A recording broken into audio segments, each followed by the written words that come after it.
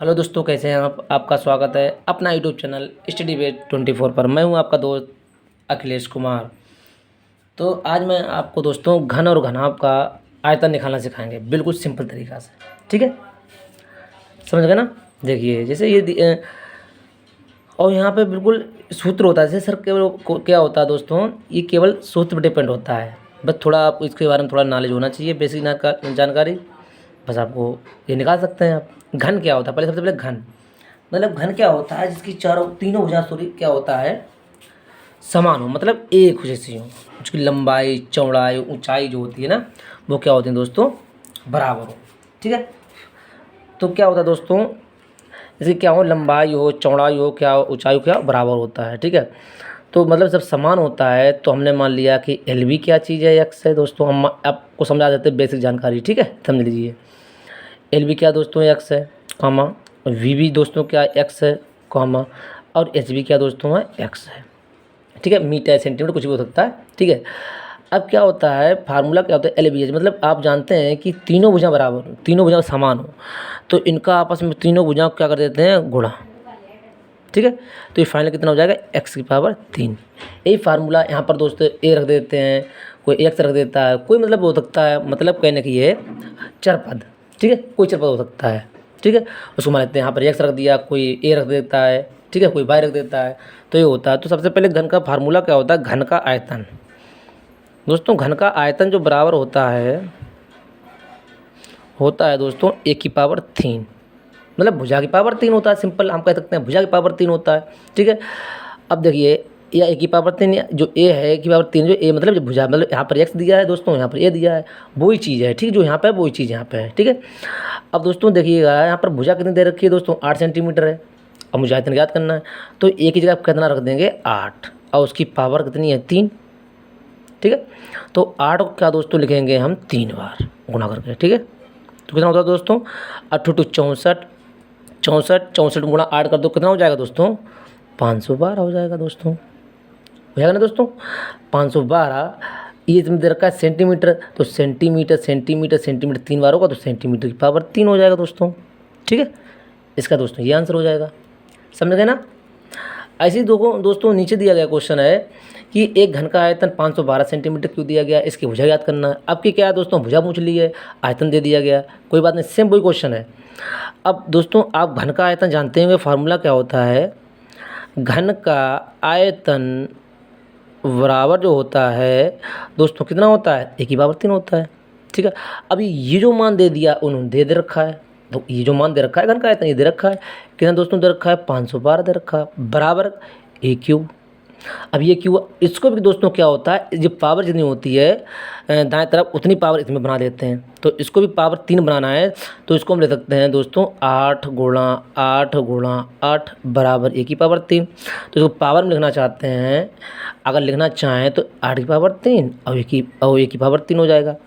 अब पावर दोनों क्या चाहिए, बराबर है, कट जाएंगी, या फिर कह देते हैं कि आधार की तुलना करने पर। ठीक है, तो यहाँ पर हाथों हाथों काट देते हैं। तो फाइनली दोस्तों ये क्या हो जाएगा, मेरा भुजा जो हो जाएगी वो दोस्तों कितनी हो जाएगी, 8 सेंटीमीटर।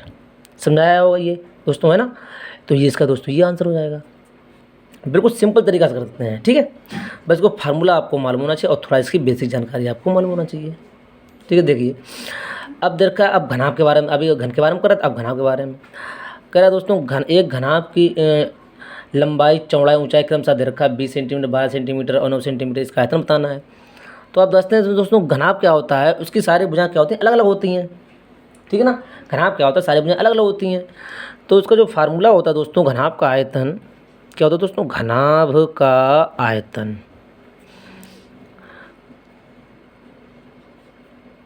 दोस्तों, घनाभ और घन में यही अंतर होता है, घन की सारी भुजाएं, तीनों भुजाएं क्या होती हैं, बराबर होती हैं, और घनाभ क्या होती हैं, तीनों भुजाएं क्या होती हैं, अलग अलग होती हैं। ठीक है, बस यही थोड़ा बेसिक, थोड़ा माइंड जो होता है ना, डिफरेंस होता है। ठीक है, देखिए, तो घनाभ का आयतन क्या दोस्तों होता है, एल गुणे बी गुणे एच। मतलब लंबाई, इसको ले सकते हैं लंबाई गुणे चौड़ा, ये चौड़ाई हो जाएगा दोस्तों, ये क्या हो जाएगा दोस्तों, ऊंचाई हो जाएगा।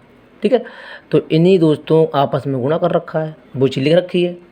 ठीक है, तो लंबाई दोस्तों कितनी दे रखा है, 20 सेंटीमीटर, और जो चौड़ाई दे रखा है दोस्तों 12 सेंटीमीटर, गुणा, जो ऊंचाई दे रखा है दोस्तों, ऊंचाई दे रखा है दोस्तों वो 9 सेंटीमीटर दे रखा है। इनका अपन कर देंगे गुणा, तो अब 12 दूनी 24 हो जाएगा, 2 यानी 240 गुणा 9। अब 9 का गुणा कर दीजिए दोस्तों, तो 9 चौक 36 हो गया, और 9 दूनी 18, 18 3 21, और 1 जीरो था, गुणा कर दीजिए। तो ये सेंटीमीटर है, तो सेंटीमीटर की पावर 3। तो ये इसका दोस्तों घनाभ का आयतन मेरा निकल आया। ठीक है, बिल्कुल सिंपल तरीका से।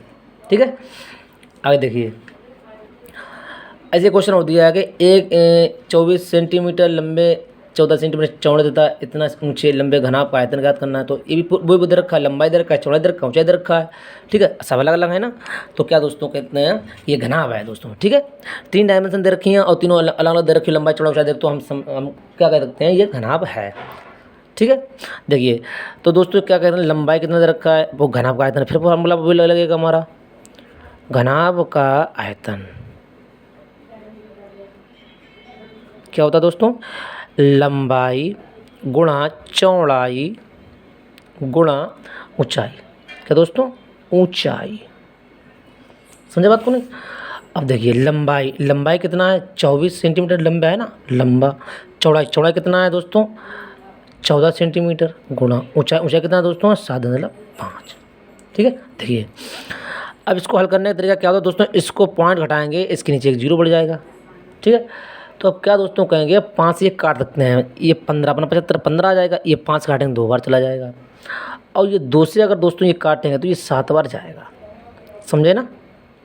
ठीक है, तो क्या हो जाएगा, 24 गुणा 7 करना होता है, 7 चौक 28, और 7 दूनी 14, और 2 जो होता है वो 16 हो जाएगा, और गुणा 15 बाकी है मेरा भी। ठीक है, गुणा करने के लिए गुणा कर दीजिए, 15 अट्ठे 120 हो जाएगा, 15 छक्का 90, और 12 90 बार कितना हो जाएगा, 102, 10 यहाँ से लग जाएगा, 15 का 15 और 10 25 सेंटीमीटर की पावर 3। ये दोस्तों इसका आंसर हो जाएगा।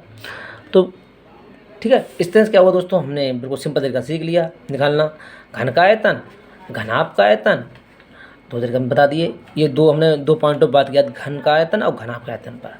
ठीक है ना, ये हमारा टॉपिक भी था, ऊपर मैंने लिखा भी रखा है। ठीक है, तो बिल्कुल सिंपल तरीका निकाल सकते हैं, बस थोड़ा आपको माइंड थोड़ा लगाना पड़ेगा, इससे कि आप बिल्कुल चुटकी में निकाल सकते हैं। ठीक है, अगर दोस्तों आपको मेरी वीडियो पसंद आई हो तो मेरी वीडियो को लाइक करें, और चैनल पर नए हैं तो मेरे चैनल को जरूर सब्सक्राइब कर लें, जिससे कि मैं कोई नई वीडियो बनाऊं, और बेल आइकन को भी दबा लें, जिससे कि मैं नई वीडियो बनाऊं तो आपको प्रॉपर नोटिफिकेशन मिलता रहे, और ऐसी अच्छी वीडियो आपको मिलती रहें। तो आज के लिए इतना ही, थैंक्स फॉर वॉच।